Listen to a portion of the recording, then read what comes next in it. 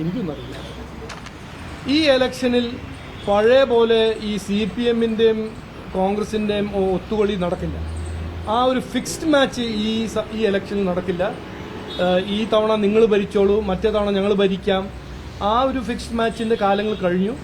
ഇനിയിപ്പോൾ ഈ ഞാൻ പറഞ്ഞ പോലെ വികസനം, സുരക്ഷിത കേരളം, വിശ്വാസ സംരക്ഷണം, ഇതിനെക്കുറിച്ച് ചർച്ച അവർ ചെയ്തില്ലെങ്കിലും ജനങ്ങൾ അവരെ നിർബന്ധിച്ച് ചെയ്യിപ്പിക്കും എന്നാണ് എൻ്റെ ഒരു വിശ്വാസം.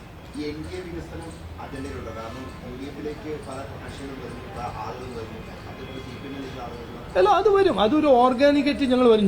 ഞങ്ങളുടെ കാഴ്ചപ്പാടിൽ വിശ്വസിക്കുന്ന ആരാണോ എവിടുന്നാണോ അവർ ഞങ്ങൾ സ്വാഗതം ചെയ്യും, സ്വീകരിക്കും എന്ന് ഞാൻ ആദ്യം മുതൽ പറഞ്ഞതാണ്.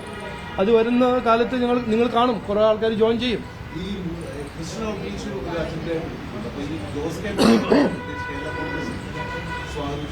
നോക്കൂ, ഞാൻ ഇതിനെക്കുറിച്ച് ഒന്ന് എൻ്റെ ഒരു വ്യക്തത ഒന്ന് ഇത് അവിടെ ഞാൻ തിരുവനന്തപുരത്ത് പറഞ്ഞ കാര്യമാണ്.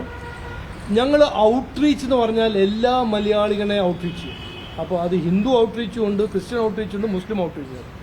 ഈ ക്രിസ്ത്യൻ ഔട്ട്റീച്ച്, മുസ്ലിം ഔട്ട്റീച്ച് ഞങ്ങൾ ചെയ്യുന്ന ഒരു കാരണം ഞാൻ പറഞ്ഞുതരാം. അവരുടെ മനസ്സിൽ ഒരു 20 കൊല്ലമായിട്ട് ഒരു വിഷം കയറ്റി വെച്ചിട്ടുണ്ട് CPM-ഉം കോൺഗ്രസും. നന്നായൊരു പ്ലാൻഡ് എഫേർട്ടായിട്ട് ഇവരൊരു അൺടച്ചബിൾ പാർട്ടിയാണ്, ഇവരൊരു വർഗീയവാദി പാർട്ടിയാണെന്ന് ആ വിഷം കയറ്റി വെച്ചിട്ടുണ്ട്. അതിന് വേണ്ടി അത് മാറ്റാനും അതിൻ്റെ യാഥാർത്ഥ്യം എന്താണെന്ന് പറഞ്ഞ് മനസ്സിലാക്കാൻ ഞങ്ങളൊരു എഫേർട്ട് അത് മുസ്ലിംസിനും വേണ്ടി ക്രിസ്ത്യൻസിനും വേണ്ടി ഞങ്ങൾ ചെയ്തിട്ടുണ്ട്. അതാണ് ഞങ്ങൾ ചെയ്യുന്നത്, അതാണ് ഞങ്ങളുടെ ഒരു ആഗ്രഹം.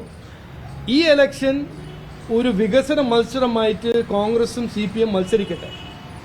നുണ പറഞ്ഞിട്ടും ജനങ്ങളെ വിഡ്ഢിയാക്കിയിട്ടും ജനങ്ങളെ പൊട്ടന്മാരായിട്ട് കണ്ടിട്ട് സാമാന്യ ബുദ്ധി ചാലഞ്ച് ചെയ്തിട്ട് മത്സരിക്കേണ്ടെന്നാണ് എൻ്റെ ഒരു അഭ്യർത്ഥന.